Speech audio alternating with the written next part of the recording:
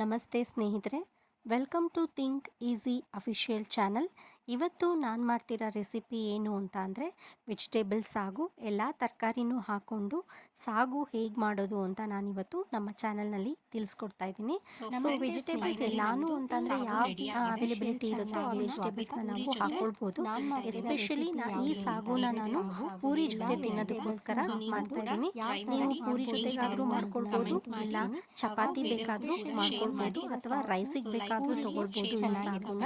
So ಇರೋ vegetables ಅಲ್ಲಿ ಕಡಿಮೆ ಟೈಮ್ ಅಲ್ಲಿ ಹೇಗೆ ಮಾಡೋದು ಅಂತ ತೋರಿಸ್ಕೊಡ್ತಾ ಇದ್ದೀನಿ. ಬನ್ನಿ ನೋಡೋಣ ಹೇಗೆ ಮಾಡೋದು ಅಂತ. ಸಾಗುನ ಮಾಡಲಿಕ್ಕೆ ನಾನಿಲ್ಲಿ ವೆಜಿಟೇಬಲ್ಸ್ನ ಕಟ್ ಮಾಡಿ ಇಟ್ಕೊಂಡಿದ್ದೀನಿ. ಯಾವ್ಯಾವ ವೆಜಿಟೇಬಲ್ಸ್ ಅಂತ ಅಂದರೆ ಬೀನ್ಸ್, ಕ್ಯಾರೆಟ್, ಗ್ರೀನ್ ಪೀಸ್ ಮತ್ತು ಆಲೂಗೆಡ್ಡೆ. ನಾವು ಇಲ್ಲಿ ನ್ಯೂಕೋಲ್ ಕೂಡ ಹಾಕ್ಕೊಳ್ಬೋದು, ಅಥವಾ ಹೂಕೋಸ್ ಇದ್ದರೆ ಹೂಕೋಸ್ ಕೂಡ ಹಾಕ್ಕೊಳ್ಬೋದು. ಯಾವುದೇ ತರಕಾರಿ ಇದ್ದರೂ ಕೂಡ ನಾವು ಸಾಗುಗೆ ಹಾಕ್ಕೊಳ್ಬೋದು. ಬಟ್ ನಮ್ಮ ಮನೇಲಿ ವೆಜಿಟೇಬಲ್ಸ್ ಇಷ್ಟೇ ತಿನ್ನೋದ್ರಿಂದ ಮಕ್ಕಳುಗಳು, ಸೊ ನಾನು ಇದನ್ನು ಮಾತ್ರ ಹಾಕ್ತಾ ಇದ್ದೀನಿ.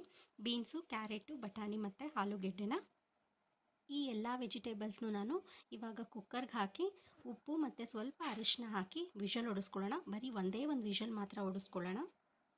ಈಗ ಉಪ್ಪಾಕಿ ವಿಷಲ್ ಹೊಡ್ಸೋಕ್ಕೆ ಇಡ್ತೀನಿ. ಅದು ವಿಷಲ್ ಹೊಡೆಯೋಷ್ಟೊತ್ತಿಗೆ ನಾವು ಮಸಾಲೆನ ರೆಡಿ ಮಾಡ್ಕೊಳ್ಳೋಣ, ಏನೇನು ಬೇಕು ಅಂತ. ಸೊ ತರಕಾರಿನ ಕುಕ್ಕರ್ ಒಳಗೆ ಒಂದು ವಿಷಲ್ ಮಾಡೋಕ್ಕೆ ಇಟ್ಕೊಂಡಿದ್ದೀನಿ.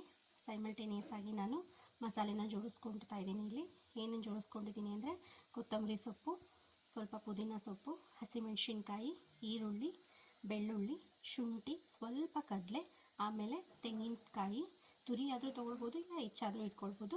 ಆಮೇಲೆ ಚಕ್ಕೆ, ಲವಂಗ, ಏಲಕ್ಕಿನ ನಾನು ಇಟ್ಕೊಂಡಿದ್ದೀನಿ. ಒಗ್ಗರಣೆಗೆ ಇಲ್ಲಿ ಈರುಳ್ಳಿ ಮತ್ತು ಕರಿಬೇವು, ಸ್ವಲ್ಪ ಟೊಮೊಟೊ ಕೂಡ ಇಟ್ಕೊಂಡಿದ್ದೀನಿ. ಈಗ ಬಾಣಲಿ ಇಟ್ಕೊಳ್ಳೋಣ, ಅಥವಾ ಪಾನ್ ಆದರೂ ಇಟ್ಕೊಳ್ಬೋದು ಸ್ಟವ್ ಮೇಲೆ. ಈ ಮಸಾಲೆನೆಲ್ಲ ನಾವು ಮಿಕ್ಸಿ ಹಾಕ್ಕೊಂಡು ರುಬ್ಕೊಳ್ಳೋಣ. ಇಲ್ಲಿ ಬಾಣಲಿ ಇಟ್ಟಿದ್ದೀನಿ. ಈ ಬಾಣಲಿಗೆ ನಾನು ಸ್ವಲ್ಪ ಸಾಸಿವೆ ಹಾಕ್ಕೊಳ್ಳೋಣ. ಸೊ ಬಾಣಲಿಗೆ ಈರುಳ್ಳಿ ಮತ್ತು ಕರಿಬೇವನ್ನ ಹಾಕಿ ಫ್ರೈ ಮಾಡ್ತಾಯಿದ್ದೀನಿ. ಈಗ ಅದೇ ಬಾಣಲಿಗೆ ಸ್ವಲ್ಪ ಟೊಮೊಟೊ ಕೂಡ ಹಾಕ್ಕೊಳ್ಳೋಣ. ಟೊಮೊಟೊ ಕೂಡ ಹಾಕಿದ್ದೀನಿ, ಅದಕ್ಕೆ ಸ್ವಲ್ಪ ಅರಿಶಿನ ಕೂಡ ಹಾಕಿ ಈ ಟೊಮೊಟೊ ಸ್ವಲ್ಪ ಸ್ಮ್ಯಾಶ್ ಆಗೋವರೆಗೂ ಬೇಯಿಸೋಣ. ಅದೇ ಬಾಣಲಿಗೆ ಸ್ವಲ್ಪ ಕೊತ್ತಂಬರಿ ಬೀಜ ಪೌಡರು, ಸ್ವಲ್ಪ ಗರಂ ಮಸಾಲ ಪೌಡ್ರು ಹಾಕಿ ಚೆನ್ನಾಗಿ ಮಿಕ್ಸ್ ಮಾಡೋಣ. ಸೊ ಸ್ಮ್ಯಾಶ್ ಆಗಿದೆ ಇಲ್ಲಿ ಟೊಮೊಟೊ ಎಲ್ಲ. ಈಗ ಮಸಾಲೆನ ಕೂಡ ಇಲ್ಲಿ ರುಬ್ಬಿಟ್ಕೊಂಡಿದ್ದೀನಿ. ಈ ಮಸಾಲೆನ ಆ ಬಾಣಲಿ ಒಳಗೆ ಹಾಕೋಣ. ಹಸಿ ವಾಸನೆ ಹೋಗೋ ತನಕ ಫ್ರೈ ಮಾಡಿ ಇಟ್ಕೊಳ್ಳೋಣ. ಹಸಿ ವಾಸನೆ ಹೋಗೋ ತನಕ ಈ ಮಸಾಲೆನ ಫ್ರೈ ಮಾಡಬೇಕು. ಆಮೇಲೆ ಬೇಯಿಸಿಟ್ಟಿರೋ ವೆಜಿಟೇಬಲ್ಸ್ನ ಇದರೊಳಗೆ ಹಾಕಿ ಕುದಿಸೋಣ ಚೆನ್ನಾಗಿ. ಈಗ ವೆಜಿಟೇಬಲ್ಸ್ ಎಲ್ಲ ಹಾಕಿದ್ದೀನಿ. ಈಗ ಈ ಮಸಾಲೆ ಚೆನ್ನಾಗಿ ಬಾಯ್ಲ್ ಆಗೋಕ್ಕೆ ಬಿಡ್ತೀನಿ. ಸೊ ಫೈನಲಿ ನಮ್ಮ ಸಾಗು ರೆಡಿ ಆಗುತ್ತೆ ಚೆನ್ನಾಗಿ ಬಾಯ್ಲ್ ಆದಮೇಲೆ. ಸೊ ಫ್ರೆಂಡ್ಸ್, ಫೈನಲಿ ನಮ್ಮದು ಸಾಗು ರೆಡಿಯಾಗಿದೆ. ನಾನು ಸಾಗುನ ವಿತ್ ಪೂರಿ ಜೊತೆ ತಿಂತಾಯಿದ್ದೀನಿ. ನೋಡಿ ಇಲ್ಲಿ ಹೇಗಿದೆ ನಮ್ಮ ಸಾಗು, ಹೇಗೆ ಬಂದಿದೆ ಅಂತ.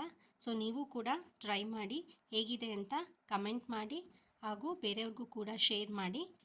ಸೊ ಲೈಕ್ ಮಾಡಿ, ಶೇರ್ ಮಾಡಿ, ಕಮೆಂಟ್ ಮಾಡಿ. Thank you. So friends, finally ನಮ್ಮದು ಸಾಗು ರೆಡಿಯಾಗಿದೆ.